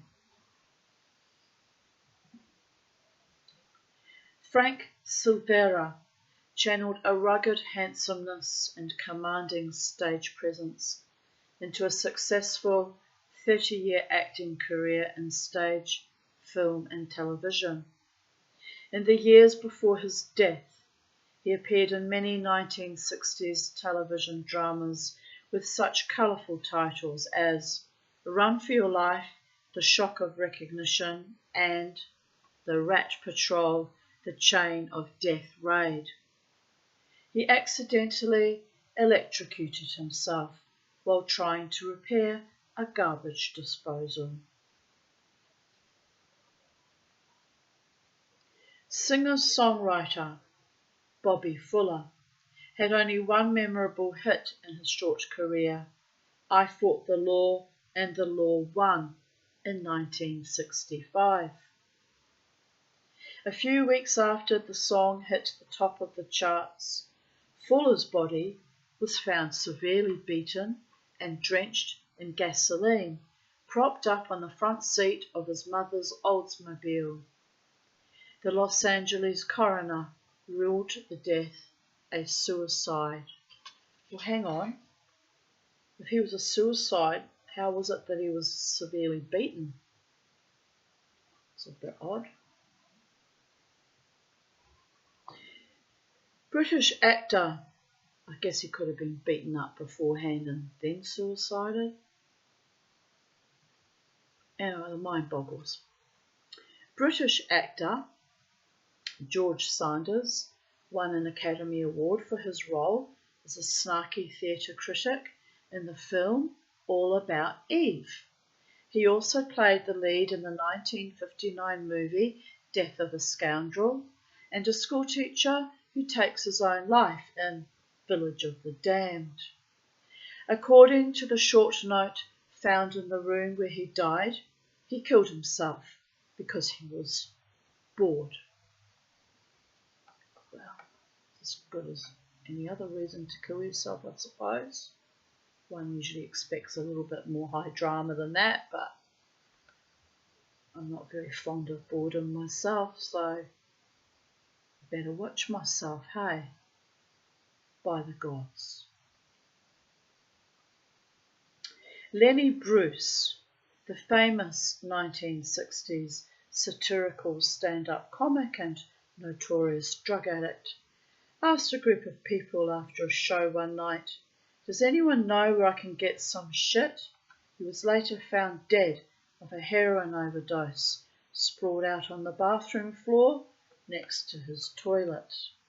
Guess he found his shit and lost his shit, and then they found him in the shit. Oh shit. In the 6th century BC, the philosopher Cylon of Sparta, who is credited with such words of wisdom as "one must learn how to regulate one's own house well" and "nothing in excess," died as the result of an uncontrollable fit of laughter. What a way to go, babies. A particularly adept Palestinian revolutionary named Yahya Ayash earned the nickname the Engineer for his skill and cunning as a bomb maker. In 1996, he answered a call on his cell phone, which blew up as soon as he pressed the talk button. The call had come from an airplane flying overhead, which happened to be carrying a few of Yahya's enemies. They were strongly suspected of having booby-trapped Yahya's phone. Oh, the irony in that. In February 2007, archaeologists in Italy discovered the remains of two people buried together more than 5,000 years ago. The skeletal remains were entwined in a lover's embrace. The archaeological dig took place in Mantua, just a few miles south of the hometown of Romeo and Juliet. Oh, bless. 10 minutes into a 1996 performance of the Macropolis case at the Metropolitan Opera in New York City, tenor Richard Fairsalli fell backward from a 10-foot ladder after singing the line, "You can only live so long." Fairsalli fell flat on his back with his arms outstretched, hitting his head on the stage floor below. The fall alone would probably not have killed him. It was the massive heart attack that did him in. Captain Lawrence Oates was part of the British expedition of 1912, racing to be the first people to reach the South Pole. They became stranded in a deadly blizzard shortly after discovering that a Norwegian team of explorers had already beaten them to the South Pole. On the return trip, a severely frostbitten, starving and delirious Oates announced to the remaining members of his team, "I'm just going outside and maybe some time." He was never seen again. Even if Oates had been able to survive the sub-freezing Antarctic climate, it probably would have killed him to know that, just 11 miles away, the Norwegian team had left behind a tent fully stocked with food, fuel, and other supplies. They also left a note wishing Oates and his team good luck in returning home. Isn't that a tragedy? 11 miles away. Popular British singer Robert Palmer spent a lot of time and energy denying reports of his death in 1997 when a famous music critic by the same name died of liver disease at the age of 52.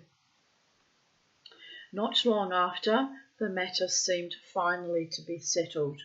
Robert Palmer, the singer, died of a heart attack at age 54.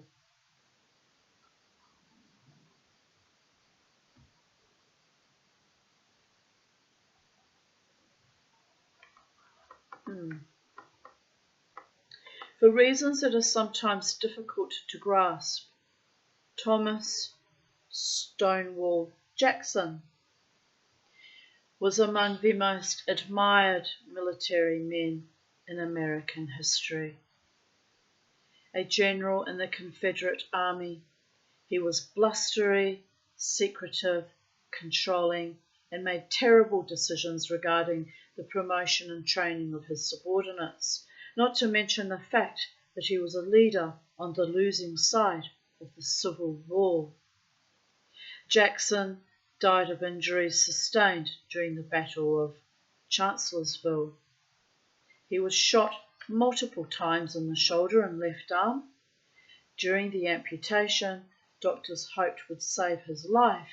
Several small, round musket balls were removed from Jackson's shoulder, confirming that he had been shot by his own men.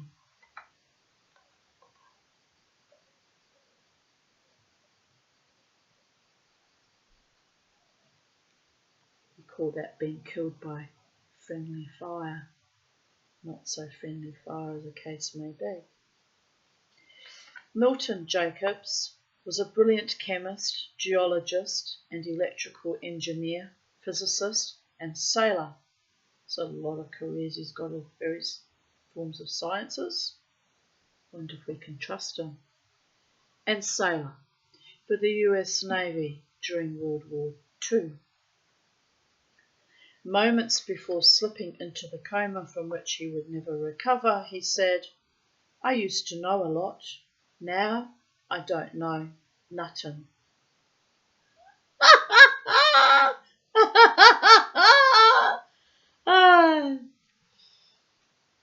Richard Lope and Nathan Leopold were childhood friends and sons of privilege with genius-level IQs. Inspired by a story they read in a detective magazine, they set out to commit the perfect crime. In 1924, they kidnapped and brutally murdered a teenage acquaintance for no other reason than to prove they could get away with it. They did not. Both young men were convicted of murder. 12 years later, Lope was slashed 56 times with a razor by a fellow inmate in the Stateville Penitentiary in Joliet, Illinois. As he lay bleeding to death on the shower room floor, he said, "I think I'm going to make it." He did not. New York City doctor Nicholas Bartha would sooner die than let his money-grubbing, soon-to-be ex-wife make off with half the value of their $6 million Upper East Side townhouse.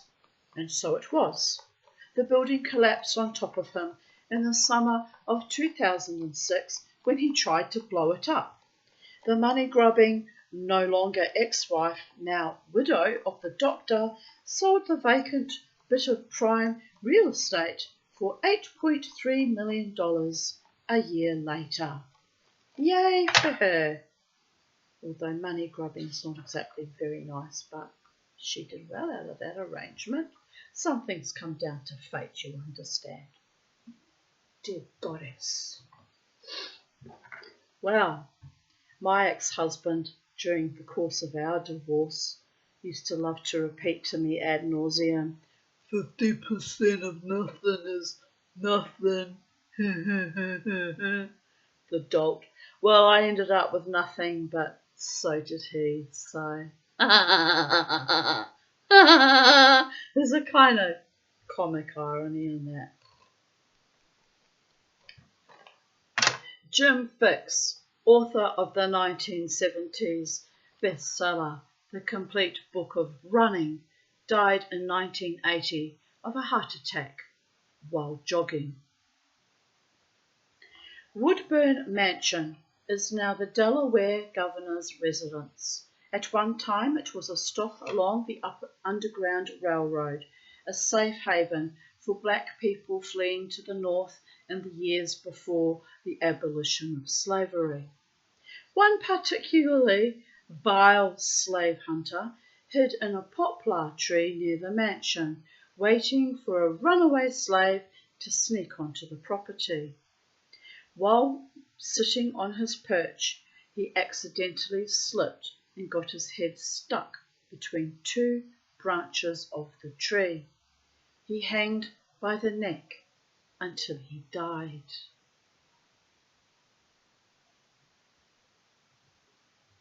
I like that one.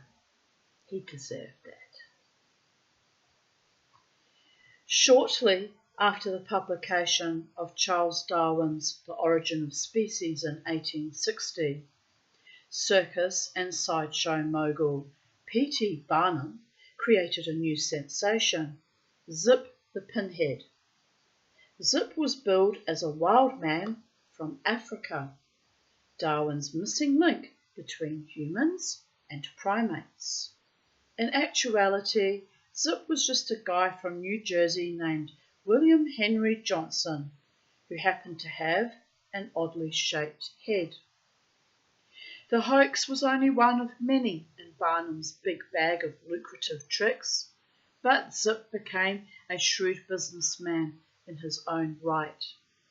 After leaving Barnum's sideshow, he went on the road on his own. In a brilliant publicity stunt in 1925, he offered himself up as evidence during the so-called Snopes monkey trial, which challenged the teaching of Darwin's The Origin of Species in public schools.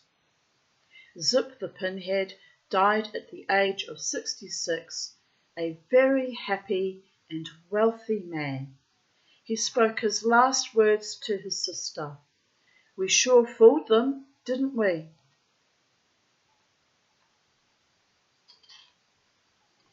Pedro Medina was a Cuban refugee, convicted and sentenced to die for the stabbing death of a schoolteacher in 1982. If not for the grisly outcome of the execution, he would have quickly faded into obscurity, just another condemned prisoner.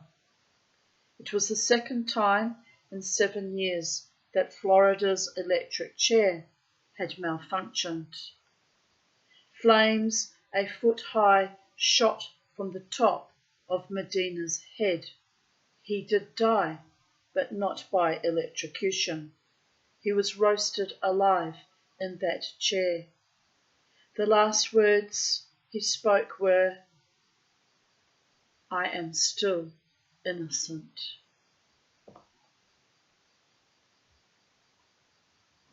And thus concludes today's rather ghoulish readings of even date, the 23rd of October 2000. And are we still filming? Because now I've got some weird thing happening here. Yes, we are. 2024, by the gods. 8 more days and it's Halloween. I'll have to get cracking. They're coming. I hope they turn up tomorrow and haven't forgotten. It was booked in for tomorrow. I've moved everything off the staircase, so I'm ready for them, allegedly, if they turn up, to come to do the stairs. And then once they've done that little job, I think I'll start setting up my Halloween decorations, maybe a little bit early. Might be a little bit too early. So I'll think about that. But anyway, I usually do it about 2 or 3 days prior. Last year I wanted to do it earlier, but I caught the COVID and I wasn't even sure I was still going to be able to celebrate Halloween. But the COVID, I got a negative rat test on the 30th, so I was fine a day before. just slipped in third base as I sometimes do. Lucky Mama T. So anyway, I'll have to think about if I'm going to decorate early or not. Guess it's not all that terribly important. But anyway, God is blessed.